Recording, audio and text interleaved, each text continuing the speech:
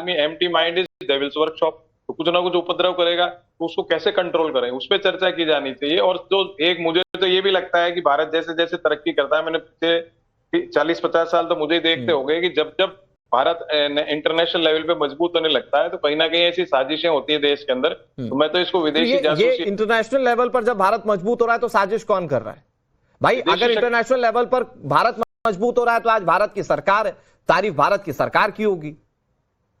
विदेशी फिर ये शक्तियां जो साजिश है कौन ना, कर रहा है? विदेशी शक्तियां जो हैं वो ये अच्छा। चाहती हैं, आज से नहीं आजादी के समय से ही चाह रही हैं भारत में। अब उनका नाम आपको तो मैं ले दूं, बड़े बड़े विश्व की जो महाशक्तियां उनकी जासूसी एजेंसियां हैं भारत में करती आ रही है, प्रधानमंत्रियों की हत्याएं उनके कारण से हुई है।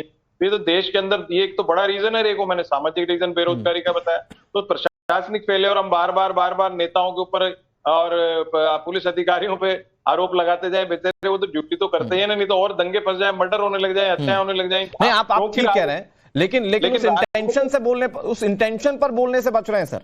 वो इंटेंशन क्या है जिसमें मंदिरों पर पत्थरबाजी हो रही है? और ये सिर्फ हम मुहर्रम के जुलूस तक क्यों सीमित रहते हैं? हनुमान जी की यात्रा निकलती है उस पर पत्थरबाजी होती है, राम शोभा यात्रा निकलती है उस पर पत्थरबाजी होती है, होली के पर्व पर ऐसा होता है। मतलब शोभा यात्रा या जुलूस निकलना, हमारे देश में पत्थरबाजी होना, ये आज एक तय फॉर्मूला मान लिया गया है। मैंने वही कहा, अराजक मानसिकता क्यों विकसित हो रही है देश के अंदर, उसको कंट्रोल करने की आवश्यकता है। दूसरा क्या है, ये राजनीतिक दल, हम कहते हैं राजनीतिक दल तो आए ही राजनीति करने को, भजन कीर्तन करने को, ना तो बीजेपी आई ना दूसरे दल आए। ये तो हर बात में राजनीतिक दृष्टिकोण से ही बात करेंगे। और जो सोशल साइंटिस्ट तो राजनीतिक दृष्टिकोण से बात नहीं करते हैं वरुण पुरोहित जी। मैं कह रहा हूं सूर्य प्रकाश मैथिल के पास चलते हैं। मैथिल साहब, ये मंदिरों पर पत्थरबाजी करना, जुलूस में भड़काऊ चीजें करना या सामाजिक सौहार्द को खराब करना, ये किस मानसिकता के साथ किया गया? क्योंकि किया तो गया है, ये तो तय है जो तस्वीरें बता रही हैं। धन्यवाद अनुराग जी। पहले तो आपको और पूरे देश को भारत माता की जय, वंदे मातरम। और आपने आज यहाँ पर कुछ चीजें कही, मैं हमेशा से ये कहता हूं कि लॉ एंड ऑर्डर के ऊपर प्रशासन अगर पूरी तरह से चाक चौबंद रहेगा तो वहां पर अगर कोई असामाजिक तत्व है वो माहौल खराब करने की कोशिश करेगा तो नहीं कर पाएगा। और मैं सहमत भी हूं वरुण पुरोहित जी से कि जनसंख्या का एक जो दायरा है वो बहुत बढ़ गया है। लेकिन मैं कुछ बातें आपको बताना चाहता हूं। आपने ना उत्तर प्रदेश को जैसे कहते हैं ना लाइमलाइट में रख दिया, लेकिन बिहार के अंदर भी यदि 4 जिलों में, कटिहार में, भागलपुर में, वैशाली में और गोपालगंज में जिस प्रकार से माहौल खराब करने की कोशिश की गई, और वहां पर जो गृह मंत्रालय था उसने, नीतीश बाबू की सरकार ने जिस प्रकार से पुलिस प्रशासन के द्वारा चाक चौबंद व्यवस्था रखी, उससे वहां पर माहौल को सोची समझी साजिश के तहत भी खराब करने की कोशिश की गई, लेकिन हो नहीं पाया। मैं एक छोटा सा उदाहरण दे रहा हूं कटिहार का।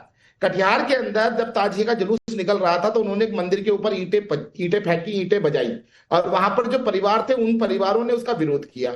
माहौल बिगड़ता चला गया था, लेकिन तत्काल पुलिस की भारी बंदोबस्त के कारण वो माहौल इतना एक्सट्रीम नहीं हो पाया कि दंगे की स्थिति लेता। यही हाल भागलपुर में, वैशाली में और गोपालगंज में भी रहा। और मैं आपको बताऊं, देखिए बिहार तो आज भी ये मैं मानता हूं कि संसाधनों की कमी से जूझ रहा है, और बिहार में बाढ़ भी है, प्रशासन भी वहां पर अलग अलग जगहों पे अलग अलग स्थिति में बहुत ज्यादा व्यस्त है। लेकिन फिर भी यदि बिहार के अंदर भी स्थिति कंट्रोल है तो ये अपने आप में बहुत एक लॉ एंड ऑर्डर को चैलेंज करने वाले लोगों के लिए मुंह पे तमाचा है। एक और बात मैं बताना चाहता हूं आपको कि आप लगातार एक विजुअल चला रहे हैं उज्जैन का। इसमें दिख रहा है कि कुछ लोग जो ताजिए को लेकर सीधा बैरिकेटिंग में घुस रहे हैं। ये है असली मानसिकता, साजिशन मानसिकता। हर धर्म का सम्मान होना चाहिए, लेकिन लॉ एंड ऑर्डर की कीमत पे नहीं। यदि आपको एक तय रूट दिया गया, उस तय रूट के अंदर अगर आप नहीं जा रहे हैं और तय रूट के इधर या उधर जा रहे हैं, सूर्य प्रकाश मैथिल जी, आपने बहुत अच्छी बात कही। फाजिल भाई मैं आपके पास आ रहा हूं, उसके बाद आचार्य जी के पास जाऊंगा। फाजिल भाई, ये अगर जानबूझकर किया गया, भाई पुलिस ने नियम तय कर दिए थे, इसके बावजूद अगर नियम तोड़े तो पुलिस कार्रवाई भी करेगी, लेकिन सवाल यह कि क्या ये जानबूझकर किया गया ताकि इस तरह की चीजें भड़कें हिंसा के रूप में?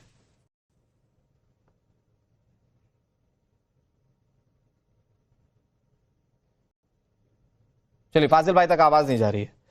मैं आचार्य जी आपके पास आता हूं। शुभम गिरी जी, मतलब अगर मंदिरों पर पथराव हो रहा है तो जाहिर बात है कि दूसरा पक्ष तो चुप नहीं बैठेगा ना, कोई ना कोई रिटेलिएशन होगा। और मैं कह रहा हूं कि इस पर रिटेलिएशन होना नहीं चाहिए, लेकिन जिसने इनिशिएट किया, क्या ये एक साजिश का हिस्सा दिखता है? अनुराग जी, मैं आपको पहले ये बताना चाहता हूँ, जो आप फाजिल अहमद को उठाते हो, यहाँ एक महिला बैठी है, यत्र नारेषु पूजन्ते रमते तत्र देवता। हम सभी प्रवक्ताओं ने सभी की ध्यानपूर्वक बात सुनी, तो फाजिल अहमद बीच में बोल रहे थे, उनको बोलना नहीं चाहिए।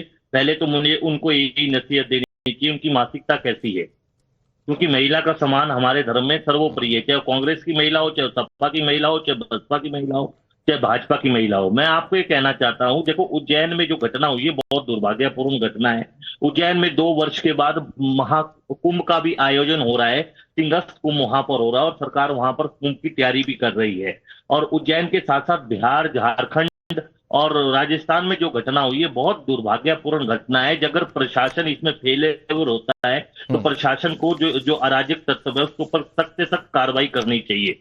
जिस तरह से होली का जुलूस है उसमें हो जाता है, कई जगह तो मुस्लिम फूल भी बरसाते हैं, ऐसी कोई बात नहीं है कि मुस्लिम फूल नहीं बरसाते, कई जगह फूल भी बरसाते हैं। हमारे हरिद्वार में भी अगर मुहर्रम का जुलूस निकला तो शांतिपूर्ण निकला, लेकिन कई जगह ये अराजक तत्व, कई जगह की जो मानसिकता की गलत मानसिकता के लोग होते हैं उनके ऊपर सख्त से सख्त कार्रवाई होनी चाहिए। सरकार को जो कानून व्यवस्था है इसके ऊपर सख्त कार्रवाई करनी चाहिए, एक और कठोर नियम बनाना चाहिए। मैं सूर्या मैथिली जी की बात से सहमत हूं, उन्होंने बिल्कुल सही बात कही कि इस तरह से देश में जो अराजक तत्व है उनके ऊपर कार्रवाई भी होनी चाहिए। और वरुण जी की भी बात से सहमत हूं कि जनसंख्या अधिक हो रही है और सरकार एक जनसंख्या निरंतर कानून बनाती है, अगर जातिगत जनगणना कराती है तो जनसंख्या निरंतर कानून भी सरकार बनाए।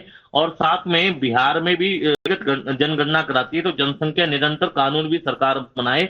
और साथ में बिहार में भी चुनाव आएंगे, चलो चुनाव तो अलग विषय है, राज सत्ता को धर्म सत्ता से नहीं जोड़ना चाहिए और धर्म सत्ता को राज सत्ता से नहीं जोड़ना चाहिए। इस तरह से ऐसी हरकतें जो अराजक तत्व कर रहा है वो कहां से आ रहा है, कहां कर रहा है, किस प्रकार से पहले बयानबाजी होती है। जो अगर पुलिस प्रशासन ने रूट अलग तय कर दिए हैं, जैसे महाकुंभ में रूट होता है कि आपका जुलूस यहां से निकलेगा, पहले ये अखाड़ा जाएगा, फिर स्नान करेगा, उसके बाद ये अखाड़ा जाएगा, फिर स्नान करेगा, तो इसी प्रकार से अगर मुहर्रम का जुलूस अलग निकला था तो उस प्रकार से उन्होंने दस्तक की है तो वो दोषी के भागी है, इसमें कोई दोहराई नहीं है। वरुण जी कुछ कहना चाह रहे हैं? वरुण जी जल्दी से सर। अनुराग सिंह जी, मैं कहना चाह रहा हूँ, हम हर डिबेट करते हैं, कई सालों से करते हैं, सब लोग करते हैं, सांसद विधायक सब अपनी जिम्मेदारी पता नहीं समझते। रूट कॉजेज क्या है? मैंने फिर कहा रूट कॉजेज है, युवा ही करते हैं ये सब अराजकता। कोई बुजुर्ग जाकर के, महिलाएं जाके तो कर नहीं रही। तो युवाओं में जो बेरोजगारी या उनमें अनुशासन का अभाव हो रहा है उसको रूट कॉजेज को हमको तय करना चाहिए। हम सजा देते जाएंगे, सजा बच्चे बदमाशी करते जाएंगे, आप सजा दे देता हूँ, वो रिएक्शन बढ़ता जाएगा समाज में। अनिला जी प्लीज जवाब दे दीजिए।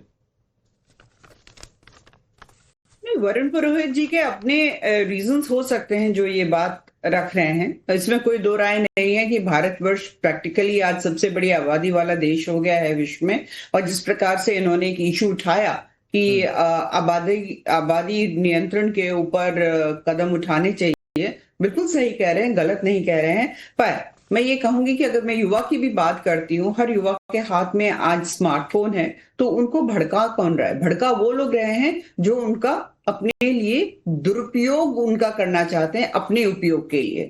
तो युवाओं के ऊपर लाठी पड़े, हाँ, उनको जेल जाना पड़े, उन्हें कोई फर्क नहीं पड़ता। वो ये चाहते हैं कि दंगे भड़काए जाए, युवा लाठी खाएं, जेल जाएं और फिर वो उसको सोशल मीडिया पे फ्लेयर। ये बात सही है वरुण जी। वरुण जी जो भड़का रहा है उस पर भी बात होना चाहिए। सिर्फ सारा ठीकरा बेरोजगार युवाओं पर नहीं फोड़ सकते, भड़काने वालों की भी जिम्मेदारी तय होनी चाहिए। मैं कह रहा हूं जो नौकरी कर रहा है, जिसके पास काम है, जो काम धंधे लगा वो कतई किसी नेता की बातों में आके पत्थरबाजी करने नहीं आएगा।